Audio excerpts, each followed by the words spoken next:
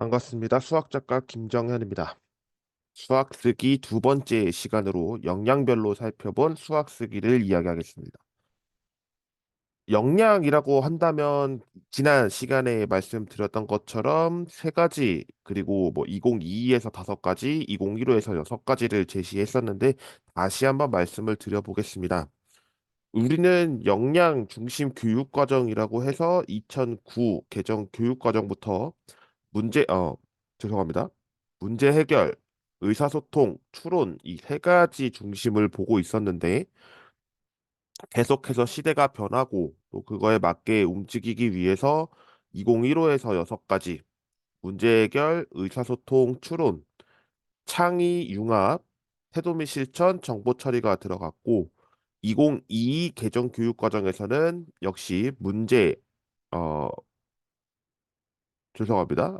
문제 해결, 의사소통 추론, 그리고 연결성, 정보 처리 이렇게 들어갔습니다. 연결성이라고 했지만 연결이 정확한 표현이죠. 그렇게 해서 지금 현재는 다섯 가지 제시가 되어 있고요. 관련해서 이제 역량별로 살펴볼 텐데 지속적으로 끌고 왔던 역량은 세 가지 말씀드렸습니다. 문제 해결, 의사소통 추론 이 과정을 설명드릴 텐데요. 다음의 내용과 같습니다.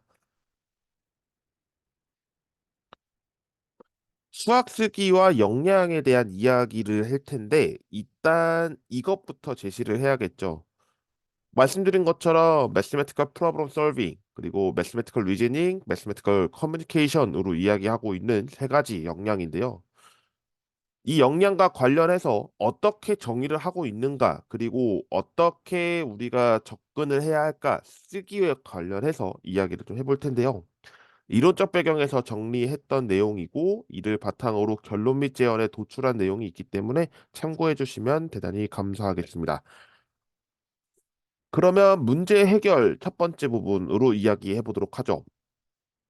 문제 해결은 우리가 기본 모형이 있습니다. 기본 모형이라고 한다면 이제 세 분이 등장하는데요. 첫 번째 1957년에 제안했던 폴리아입니다.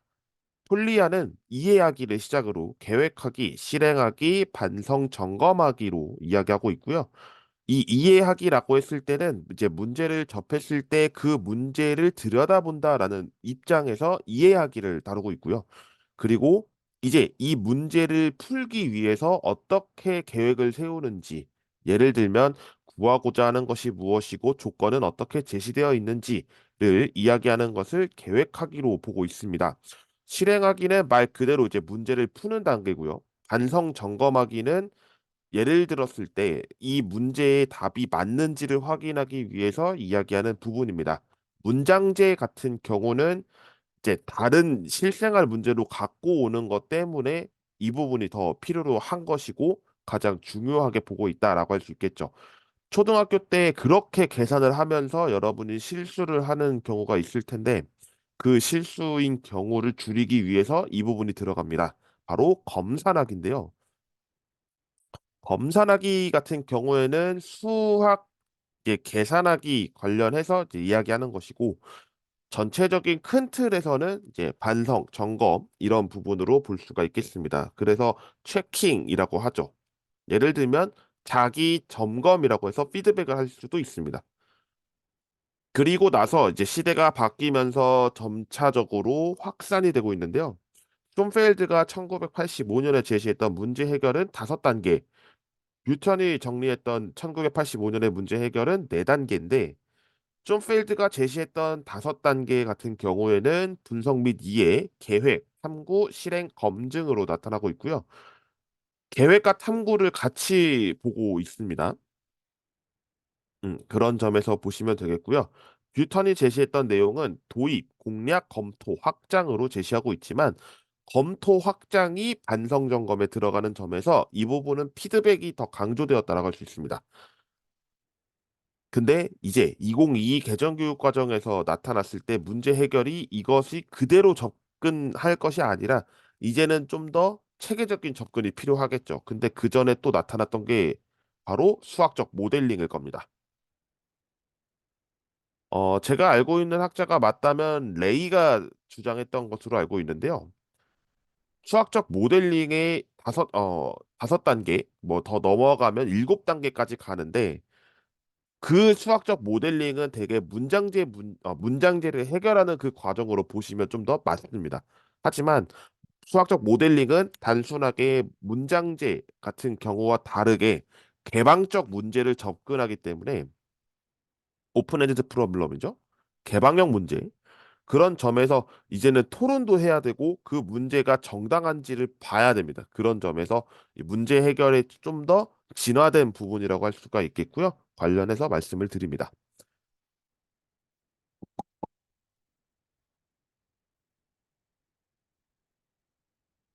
물 마시는 게 ASMR로 들렸을지 모르겠는데, 예. 어쨌든 이야기를 계속 해보죠. 수학적 문제 해결에서 이제 쓰기와 관련된 이야기를 할 때는 이렇게 얘기할 수 있습니다. 글쓰기를 어떻게 표현하는지, 근데 그 표현하는 방법은 여러 가지가 있겠습니다만, 수학을 표현하는 겁니다. 표현하는 방법은 여러 가지가 있겠습니다만, 뭐 국어에서는 표현적 글쓰기라고 이야기하지만 밑에 설명을 하고 있습니다만, 수학을 표현한다라는 이야기 자체가 이제 문제를 해결할 때 어떻게 해결하는지를 표현하는 방법을 얘기하는 거고요. 해결 전략 마찬가지겠죠. 그래서 해결 전략과 관련해서는 이제 문제 제기 전략 이런 이야기를 쓰고 있는데 결국에는 학생들에게 많은 어려움을 해결할 수 있도록 쓰기를 가르쳐야 한다는 것이고 이를 바탕으로 인지적 영역의 향상을 가지고 온다는 대부분의 연구 결과가 있습니다. 그래서 이 수학적 문제 해결 관련해서는 이런 측면으로 집중을 하면 좀 더 학생들한테 도움이 될 거다라고 할 수 있겠습니다. 두 번째, 의사소통에서 수학 스킬을 살펴보겠습니다. 의사소통인 경우는 그때 말씀드렸을 텐데요. 구두적 의사소통과 서면적 의사소통 두 가지로 나뉩니다. 오럴 커뮤니케이션, 리튼 커뮤니케이션. 그래서 오럴 커뮤니케이션은 제가 여러분께 전달해드리는 것이 오럴 커뮤니케이션. 그다음에 지금 이렇게 시각적으로 보여드리는 방법은 리튼 커뮤니케이션. 그래서 저는 지금 PPT를 보여드리면서 제 설명을 더 부연 설명하고 있는 점에서 의사소통의 균형점을 살펴보고 있는 것과도 동일합니다. 하지만 제가 그때 말씀드렸을 거예요.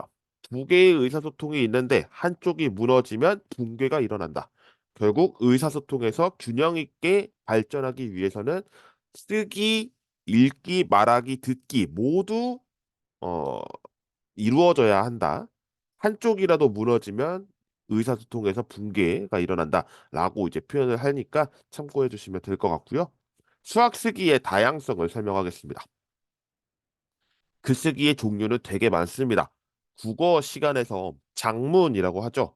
화법과 작문 시간에 다루는 글쓰기의 종류만 보더라도 네 가지 언급이 됩니다. 네, 저는 그 중에서 두 가지 제시는 했지만 더 이야기를 해볼게요. 설명적 글쓰기, 논증적 글쓰기, 창의적 글쓰기, 비판적 글쓰기, 표현적 글쓰기 굉장히 많습니다. 이외에도 제가 말씀드리지 않은 종류들의 글쓰기는 여러 가지가 있는데요. 수학에서는 그 중에서 대부분의 연구로 봤을 때 설명적 글쓰기, 표현적 글쓰기로 설명할 수 있습니다. 설명적 글쓰기, expository writing이라고 하는 내용은 수학적 아이디어에 관한 오류를 범하지 않도록 이제 쓰게끔 함으로써 어느 정도 기간을 두고 글쓰기를 했을 때 긍정적인 변화를 가진다라고 했습니다. 그러니까 설명이라고 한 것에서 우리는 서술형이라는 걸 얘기할 텐데요.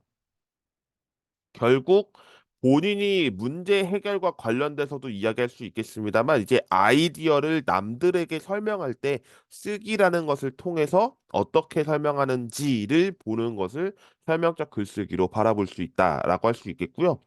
표현적 글쓰기, expressive writing 같은 경우에는 페니 베이커가 주장했던 정서, 심리적 안정감으로 이루어진 점에서 마음의 변화, 그다음에 성향, 태도 등의 결과를 파악할 수 있다라고 했습니다. 페니 베이커는 이제 임상 심리를 해서 이제 치료를 하는 그런 글쓰기로 표현적 글쓰기를 제안하는데요. 그때 에반스랑 같이 설명하는 것으로 저는 알고 있습니다. 그 표현적 글쓰기에서는 어떻게 보면은 이제 심리적인 상태를 좀 더 완화시켜 준다고 할까요? 불안도가 높았을 때의 그 수치를 다운시켜주는 그런 내용으로 이야기를 하는데 표현적 글쓰기 같은 경우에도 이 수학 쓰기는 필요하다고 보는 것이 수학을 할 때만 하면 굉장히 불안합니다. 그러면 이 표현적 글쓰기를 통해서 마음을 정돈해주고 그 다음에 수학을 했을 때 수학에 대한 불안이 해소된다라는 연구 결과들이 몇 개 있습니다. 그런 점에서 이것을 교사가 학생의 입장을 들여다보고 그 입장을 통해서 교사는 학생들에게 수업을 제공하는 것으로서 의사소통에서도 활발하게 이루어질 수 있다는 이야기를 하고 있습니다만, 정확하게는 이제 설명적 글쓰기, 표현적 글쓰기 두 가지 제시했지만 여러 가지 말씀드렸죠. 논술적 글쓰기. 그 부분은 논문에 다뤄지진 않았지만 설명을 해보도록 하겠습니다.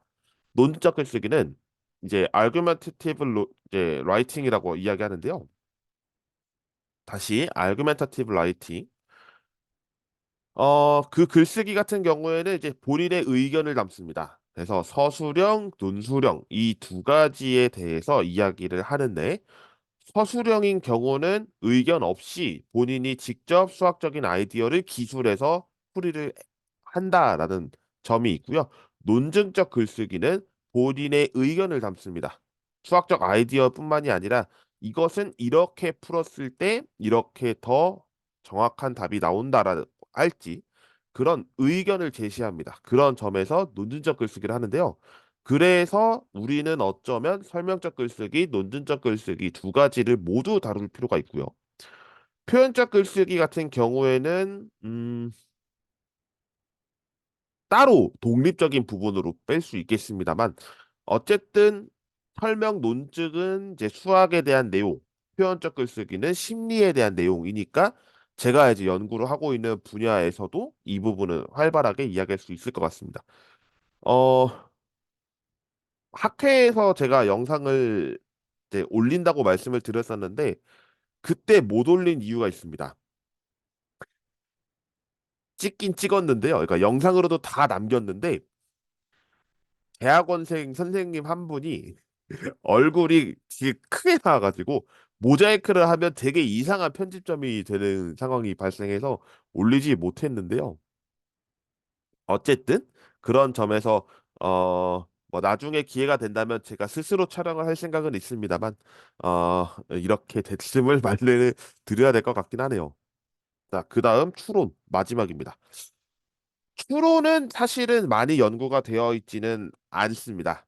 추론은 좀 더 광범위한 부분이기도 하고 또 연구를 하는 데 있어서 제한점이 많기 때문인데요. 일단 수학적 추론이 무엇인지를 설명해 보도록 하겠습니다. 두 학자가 제시했던 내용으로서 어, 이야기를 하는데 수학적 추론은 모든 분야의 문제를 해결하는 데 필요한 수학적 지식이라고 얘기하는 것. 그리고 또 다른 학자는 수학적 상황에서 어떤 수학적 사실, 판단을 근거로 다른 수학적 주장이나 판단을 이끌어내는 일련의 수학적 사고 방식으로 설명하고 있습니다. 그런 점에서 이 수학적 추론은 우리가 증명보다도 더 광범위하고 넓은 의미의 이야기라고 할 수 있는데요. 상대적으로 연구 내용이 적기 때문에 활성화가 필요하다는 것은 물론이고 또 수학 쓰기가 결국에 수학적 추론에도 고민이다라고 할 수 있는 부분인데 증명을 할 때 그냥 단순하게 말로써 설명하면 그 내용이 들어오지 않죠. 그래서 우리는 쓰기를 하는데요. 그 쓰기를 할 때 어디까지를 다 써야 하는가도 중요하고 모르는 사람에게 썼을 때 그 빈도는 어느 정도로 구성되어야 하는가 이런 것들도 하나하나 살펴볼 필요가 있습니다.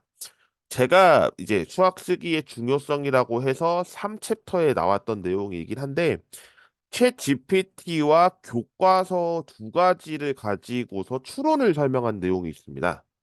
그때 제시했던 내용이 모르는 사람에게 제시하면 챗 GPT가 설명하는 내용이 더 맞을지도 모르겠습니다. 근데 수학을 배우고 아는 입장이라면 교과서가 더 훨씬 잘 정리가 되어 있다라는 거죠. 그렇다고 해서 챗 GPT를 받아들여야 하는가? 그건 또 아니라는 겁니다. 신기한 결과물이 하나 있는데요. 대학 수학 능력 시험을 풀었을 때 수학을 넣어봤더니 등급이 낮게 나왔고요. 다른 교과목에 비해서 월등히 낮았습니다. 그런 점에서 아직까지 고쳐야 될 부분은 많죠.